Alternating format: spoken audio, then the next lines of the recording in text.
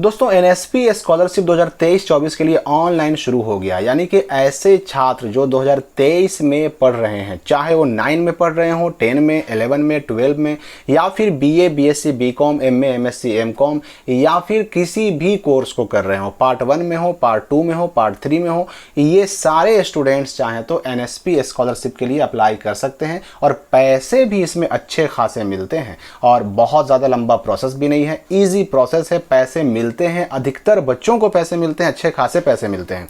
और साथ ही मैं बता दूं कि central sector scheme of scholarship यानी कि CSSS, ये स्कॉलरशिप भी ऑनलाइन शुरू हो गया है। ये सारे स्कीम एनएसपी के तहत ही आते हैं। तो एनएसपी स्कॉलरशिप के तहत कौन कौन सा स्कॉलरशिप आप भर सकते हैं, क्या उसके लिए पात्रता है, एलिजिबिलिटी क्या है, डॉक्यूमेंट क्या क्या लगेगा, लास्ट डेट क्या है, पैसे कितने मिलेंगे, किस किस क्लास के बच्चे, किस किस कोर्स के बच्चे भर सकते हैं, सारी जानकारी आपको मिलने वाली इस वीडियो में।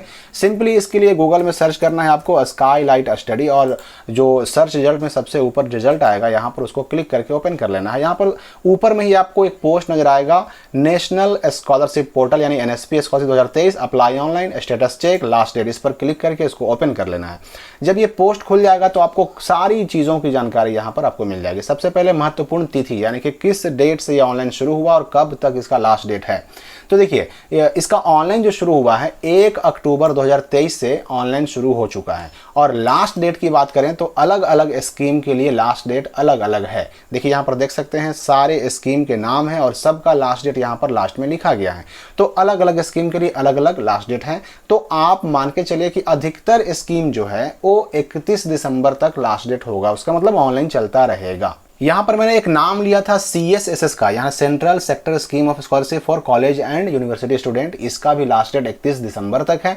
यहाँ पर ध्यान दीजिए कि ये सारे स्कॉलरशिप दो कैटेगरी में बटे हुए हैं, प्री मैट्रिक स्कॉलरशिप और पोस्ट मैट्रिक। प्री मैट्रिक कहते हैं किसको हम, तो मैट्रिक यानी 10th बोर्ड से पहले जो आप पढ़ते हैं ना, 9, 10, 8, ये सारे क्लासेस का लिए जो स्कॉलरशिप मिलता है उसको कहते हैं हम लोग प्री मैट्रिक। और मैट्रिक यानी 10th बोर्ड पास करने के बाद आप 11th में हो, 12 में हो, या फिर बीए, बीएससी, बीकॉम पार्ट 1, 2, 3 में हो, एमए, एमएससी, एमकॉम में हो, कोई डिप्लोमा कर रहे हो, इंजीनियरिंग कर रहे हो, बीटेक, बीई कर रहे हो, मेडिकल में हो, ये सभी क्लासेस के लिए, कोर्सेज के लिए जो स्कॉलरशिप होते हैं ना, उसको कहते हैं पोस्ट मैट्रिक। मैट्रिक के पहले प्री मैट्रिक, मैट्रिक के बाद पोस्ट मैट्रिक। तो जो प्री मैट्रिक का जो भी स्कीम है उसका लास्ट डेट 30 नवंबर तक है, और जो पोस्ट मैट्रिक वाले स्कीम है उन सब का लास्ट डेट 31 दिसंबर तक है।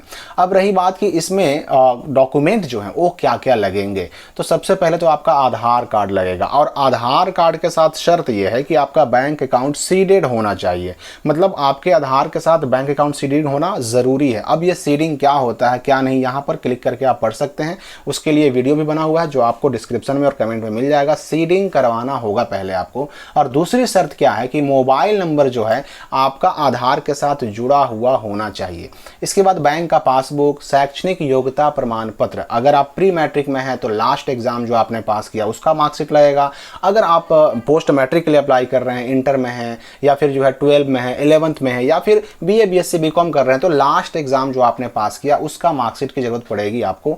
फिर आय प्रमाण पत्र, जाति प्रमाण पत्र और आवासीय प्रमाण पत्र की आवश्यकता होगी। एक photo, mobile number, email ID, ये सब की जरूरत पड़ने वाली है। तो दो काम आप करवा लीजिए। अगर आपका आधार कार्ड बैंक सीडेड नहीं है तो सीडिंग करवा लीजिए, और अगर आपके आधार कार्ड में मोबाइल नंबर लिंक नहीं है तो लिंक करवा लीजिए, क्योंकि इन दोनों के बिना आप स्कॉलरशिप के लिए अप्लाई नहीं कर पाएंगे। पात्रता की बात करें अगर हम कि कौन कौन क्लास के बच्चे इसका फॉर्म भर सकते हैं, तो देखिए चाहे आप 11th में हो, 12 में हो, 9, 10 में हो, या फिर बीए, बीएससी, बीकॉम कर रहे हो, पोस्ट ग्रेजुएशन कर रहे हो, एमए, एमएससी, एमकॉम कर रहे हो, मेडिकल में हो, इंजीनियरिंग में हो, डिप्लोमा हो, बीएड, डीएलएड, डीएलएड, कोई भी कोर्स कर रहे हो, आप अगर पढ़ रहे हैं तो आप अप्लाई कर सकते हैं। अगर आप अभी स्टडी कर रहे हैं तो अप्लाई कर सकते हैं, अगर आपने पढ़ाई छोड़ दिया तो आप अप्लाई नहीं कर सकते। अब उसके बाद सवाल ये उठता है कि किस किस स्कॉलरशिप के स्कीम के लिए ऑनलाइन शुरू हुआ है, तो ये सब कुछ यहाँ पर दिया हुआ है। सारे स्कॉलरशिप का नाम, उसका गाइडलाइन, कितना पैसा मिलेगा, क्या शर्तें हैं, क्या नियम है, ये सारे क्वेश्चन, ये सारा गाइडलाइन आप यहाँ क्लिक करके पढ़ सकते हैं।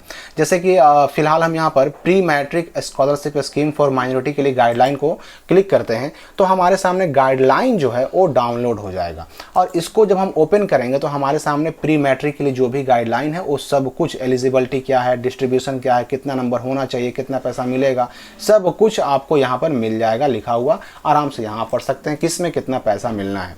अब रही बात कि आवेदन कैसे करें, तो इसके लिए देखिए न्यू रजिस्ट्रेशन पर क्लिक करना होगा सबसे पहले आपको, और न्यू रजिस्ट्रेशन का लिंक यहीं पर दिया हुआ है। इस पर जब क्लिक कीजिएगा तो जो पेज खुलेगा वहाँ पर रजिस्ट्रेशन में सबसे पहले क्या मांगता है, मोबाइल नंबर मांगता है। यहाँ पर दोनों जगह पर टिक करना होगा आपको, टिक करके कंटिन्यू करेंगे। कंटिन्यू करने के बाद सबसे पहले मोबाइल नंबर, उसके बाद OTP मांगेगा। OTP डालने के बाद आधार नंबर मांगेगा, और आधार से जो मोबाइल नंबर रजिस्टर्ड होगा उस पर आपका OTP जाएगा। यानी 2 मोबाइल नंबर पे OTP जाएगा, एक तो जो यहाँ पर आप डालेंगे और दूसरा जो आपके आधार के साथ लिंक होगा, यानी आधार के साथ जुड़ा हुआ होगा उस पर OTP जाएगा। और OTP डालने के बाद आपका पूरा डेटा यहाँ पर खुल जाएगा। रजिस्ट्रेशन होने के बाद क्या होता है ना, इसमें आता है एक एप्लीकेशन ID और एक पासवर्ड, और उसी से फिर क्या करना होगा, फ्रेश एप्लीकेशन पर क्लिक करके आपको लॉगिन करना होगा। लॉगिन करने के लिए वही एप्लीकेशन ID और पासवर्ड का इस्तेमाल करेंगे, उससे लॉगिन करेंगे और अपने जो भी एप्लीकेशन में डॉक्यूमेंट की ज़रूरत है, डिटेल भरना है, वो सब भर करके आपको फाइनल सबमिट करना होगा।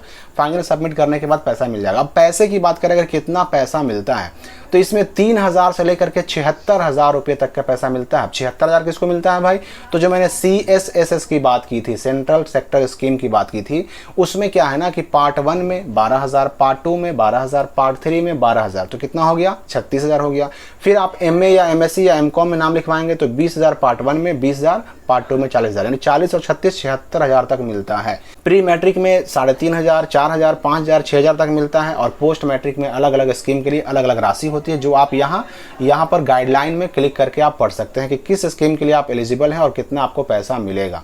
अब यहाँ पर एक जो लिंक यहाँ पर ढेर सारे दिए गए हैं, इसमें आपको पहले चेक कर लेना है कि आप एलिजिबल किस किस स्कॉलरशिप के लिए हैं। चेक योर एलिजिबिलिटी पर क्लिक कीजिएगा और यहाँ पर कुछ डिटेल आपसे मांगे जाएंगे, जैसे कि आप किस स्टेट में रहते हैं। यहाँ पर आपको पहले अपना क्या करना है, स्टेट चुन लेना है। स्टेट चुनने के बाद आपसे कोर्स लेवल मांगा जाएगा, यानी कौन सा कोर्स में अभी आप फिलहाल पढ़ रहे हैं, तो जो भी आप कोर्स कर रहे हो उसको सेलेक्ट कर लेना है। फिर रिलीजन चुन लेना है, अपना धर्म चुन लेना है, कास्ट कैटेगरी आप किस OBC में, SC ST जनरल में आते हैं वो चुन लेना है, और उसके बाद जेंडर चुन लेना है। फिर अपना एनुअल इनकम आय प्रमाण पत्र के हिसाब से, और विकलांग हैं कि नहीं चुन लेना है। कैप्चा डाल करके अगर आप सबमिट कीजिएगा, चेक एलिजिबिलिटी पर क्लिक कीजिएगा, तो आप किस किस स्कॉलरशिप के लिए एलिजिबल है यहाँ पर शो कर देगा, उसके लिए अप्लाई कर लीजिए।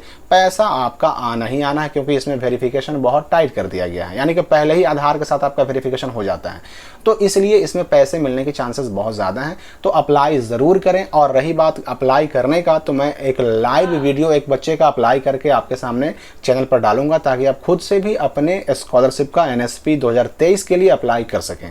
तो फिलहाल इस वीडियो के लिए इतना ही, मिलते हैं हम अगली वीडियो में एक नई जानकारी के साथ।